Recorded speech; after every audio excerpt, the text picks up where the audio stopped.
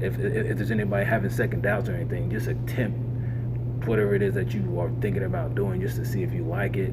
Just test the waters out, and then if it's something that you enjoy or something that you find you have a skill in, then there you go. Like, now you're into your career, and you're into something that you enjoy doing. So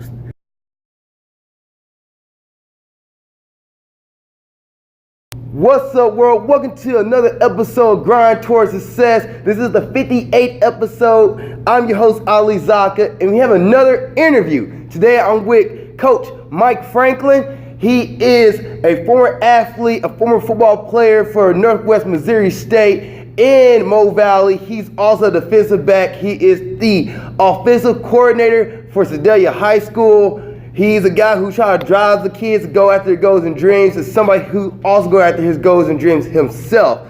Anything you want to add to that little bio I gave there? I'm just excited for the opportunity to be on your show. Like I said, I've watched a couple of episodes now, and I'm really intrigued with what you're doing and what you're trying to accomplish. So, thanks for having me. No problem. Thank you for being on. And let's go and get to the first question. So, did you play football as a kid? Like, was this a sport you got into when you was a kid? And then, like, what was your goals in football when you was younger? Actually, as a young kid, I was all basketball. I was all about basketball. And then about my 7th grade year, I decided to get into football. And, I really loved it. So, by my freshman year of high school was when it was my primary sport, and I dedicated myself to it. And then my goal obviously was to play in college, and I did that. And obviously as a young kid, everyone wants to play in the NFL, and that was obviously a goal as a kid. But like as I got older and got into the sport and kind of understood my skill level, I knew I probably didn't have the skill level to play at that level, but still I accomplished the goal of playing in the college like I wanted to. So. Also, now, you say you got into it when you was in 7th grade. Yeah. This is a side question, but like, why? Why'd you get into it? It was actually just peer pressure from my friends. A lot of my friends kind of were playing, and they wanted me to play on the team with them. So I decided just to try it out, and then I ended up loving it, and ended up being a sport that I fell in love with, and I'm kind of glad I made that decision to attempt it. So. Nice. So when did your playing days end, like in college? When did that happen? Like, and why did it happen? I've actually stopped playing football altogether a year after my senior year of college. Back then, there was a local indoor semi-pro team here in Sedalia called the Outlaws. Outlaws. And I played for them for a season just to I still had that itch to play, and I didn't really want to go overseas and kind of grind with that, So I found that local team, and I played with them. And then after that first season, I kind of knew. I was around 24 years old then. I kind of knew I just needed to. I was ready for my next step. I was ready for the next part of my journey in life. So I decided to hang it up then. That's interesting because like we're like what prime football time almost. Like we're July, August is coming up, and a lot of kids are going through that senior year or in high school or in college. So it's interesting to get a coach perspective on like life after football and when did it end, and how's that transition from football to like how did that feel, and what like made you like say, man, I'm done with football? Like, how did you deal with that? I just leaned on family a lot because it was tough, because it's a game hard to let go, especially as an athlete. You know how it is. You never actually want to stop playing. It's just in you. And I just really kind of leaned on my mom, and she kind of helped me kind of cope with that, and just talking with people, and then just kind of understanding. Like I kind of had that aha moment, after that first year of semi-pro. Like, you know what, like I played it, I've accomplished kind of what I wanted to do, and I was just ready to move on from it. So it was a little easier for me than from other people, I feel like, but I just kind of knew, I just knew that it was time for me to actually try to attempt something else. So awesome. Mm-hmm. So you done football, you made that transition out to like I guess normal life and everything, and the life after football, but you came back around to it, which you're a coach now. Mm-hmm. So I'm going to ask, like, how did you get into coaching? Like, when was that a thing? You was like, oh, I can do coaching instead of playing in the league or playing on college ball. I can now do like coaching. Right. Initially, I didn't have a desire to coach. I just You know, like I just kind of knew how some kids were. You know, kids were lazy. Kids, you know, like they talk back. I wasn't really feeling all that. So initially, I mean, I had my degree in business administration. So I initially wanted to go into business management. So I mean, like that's what I was seeking after I hung up my cleats. But I was really struggling to find a job because I didn't really have the experience. So I ended up finding a job with a military academy in Lexington, Missouri, called Wentworth Military Academy. Okay. And it didn't really have anything to do with business, but it was just it was a professional job to kind of help me gain some professional experience. I ended up coaching football and track there. And by doing that, I kind of realized, like, man, I really do love coaching. I really do love this, and it kept me around football, you know. And from there, like I told you a little earlier, my old football coach from high school called me up after a couple of years of coaching at the military academy with a job opening back here. So that's kind of how I came back around, and then you know, like I got certified to teach and everything. So now, you know, so now I'm here, I'm coaching, and it's kind of how it happened for me. So. And it's a side question, but how was the process of becoming like a certified to teach? Like, how's that? Because that is a part of coaching. Like, so how was that easy to do as well? When you was like, I'm gonna go back to my high school and coach, was that easy? Like, just go through certification to become a teacher. It was kind of challenging, you know, with that process.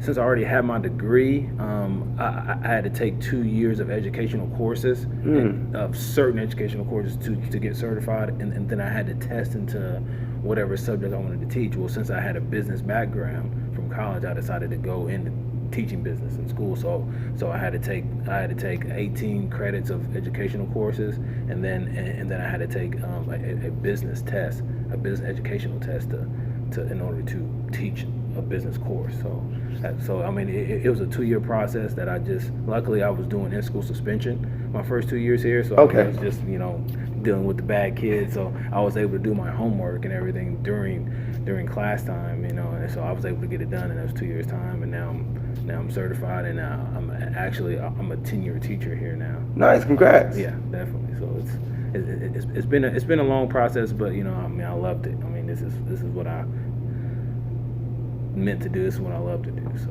that's awesome. And hey guys, like, replay that, re-listen to that. Like, if you're thinking about getting into coaching and you want to coach for a school, think about that certification process and becoming a teacher, because that's one way you can be able to do it. And another thing you said in there, which also stood out to me, is like, at first you didn't think like, I want to coach kids, I didn't want to deal with the bad kids and deal with all that, but then you got into it and realized that you actually did enjoy it. So like, what advice would you say to people who were kind of sure like about going after a goal, or like they don't want to do something but trying to find their passion, find what they love doing, and they think that one thing is like, I don't want to do that one thing. Like, what would you say to that person then? I would tell them to at least attempt it, to at least try it, because you know, like you said, like, you never know how it's going to be until you attempt it, and that's kind of where I was, you know, like I kind of had this outside perspective of coaching, like, oh, it's just with lazy kids and you got to deal with parents, all that stuff. But when I actually got into it and attempted it, you know, like I realized that it was more to it than that, and that, you know, like I actually had a skill for it, and I mean, if there's anybody having second doubts or anything, just attempt whatever it is that you are thinking about doing, just to see if you like it. You know, just test the waters out, and then, you know, if it's something that you enjoy or something that you find you have a skill in, then there you go. Like, now you're into your career, and you're into something that you enjoy doing. So it turns into something you love and a passion of it, than just a job that you have to show up to. So, that's awesome. That's legit. Replay that, re-listen to that like 4 or 5 times. And as a coach, what challenges do you have as a coach? Like, what things are you facing? You know, like, I got to get over this hill, got to get over this problem. Well, now, I mean, you know, like you said, our sport is under attack right now. You know, with the CTE and everyone harming themselves with concussions and all that stuff. So, you know, like, you know, our sport's under fire. So our challenge now as coaches is to show parents, is to show the public that it is safe to play this game, and we are taking the necessary steps to make it more safe. You know, I mean, like, that's the biggest challenge now, is just kind of just assuring everyone that, you know, like, yes, this is a collision sport, but we can make it safe. And then obviously parents like, oh, you know, my little son Timmy's not playing enough, and he's been to everything, and just not understanding how sports work in general. Like just because you show up to practice doesn't guarantee you playing time, and that's the hardest thing to show and teach parents and to teach kids. Like, look, like it's not enough just to show up. Like you got to show up and grind and work and show us that you have that ability to play. That's been my toughest thing, is kind of explaining to parents and explaining to kids, like look, man, like I don't hate you. It's just he's better than you and he's working harder than you. And kids nowadays and parents don't really understand that, because again, everyone gets a ribbon now and everyone gets a trophy now. So that's been kind of an uphill battle as well, just with coaching. So it's just the mindset, just trying to teach. Mindset, trying to teach it, and trying to get people to buy into the process. That's kind of the challenges for me now, as a coach. What goals do you have? Like, what drives you to continue to keep going now that you're from a former athlete to a coach? Like, what's the goals? Like, why are you still grinding? Why are you still going after these goals? Well, it's right now is to be a head high school coach right now, and I'm not sure if I want to get into the college level or the pro level at any point, but right now, my goal right now is to become a high school head coach. And I really love, I'm still a student of the game, man. I love going to coaching clinics and learning from other guys and picking up different schemes and techniques to teach. And that's what really gets me going, is just like learning and experiencing new things with football. And then, when your players get that aha moment, like, oh, okay, coach, I understand what you're teaching me now. That's what really gets me going and continue to coach it and everything. So. And learning is student again, because we're always students again. You're always something new to learn. Yeah. What's like the biggest thing when you learn now as a coach versus when you was a player? Like, what was the like, oh man, I didn't understand that back then, but now I get it. Like, what was that? Man, it was huge. Just the schemes of how people attack defenses or offenses really was really what has stuck out for me as a coach compared to a player. As a player, it's just like, oh, coach called this play, I'm gonna run it. Coach called this, well, I do this. Like, now I understand why he called that and why I have to play this certain way. That's what really kind of opened up for me compared to coaching and playing. Is just actually learning more of the game, like learning it more on a totally different level. Nice. Than as a player, because as a player, you're just kind of reacting and you're just kind of doing what you're told. As a coach, you're actually scheming, you're watching film, you're game planning, and you're trying to find the best way to put your players in a position to be successful. So it's just a whole nother level to it. That's what I really love too. Is just that game planning and scheming part of it. It's just a lot of fun. And what advice would you give to a player, like in his high school career, he's going to college, or advice you give to a young college athlete, college football player at the end of his college career? Like, what advice would you give to them? Yeah, well, for a kid in high school, I would tell a kid in high school, if you're going to play any sport in high school, you need to commit to it, and that's every aspect of it. Not just the in season, but the out of season part of it as well. Like, commit to the whole thing, and don't just play one sport. Don't limit yourself to one thing. Because a lot of college coaches are looking for multi-sport athletes. It's just a thing. Like nowadays, you got kids. I'm only playing baseball. I'm only playing basketball. I'm only playing football. Don't limit yourself to one thing. Because you can learn a lot from each sport.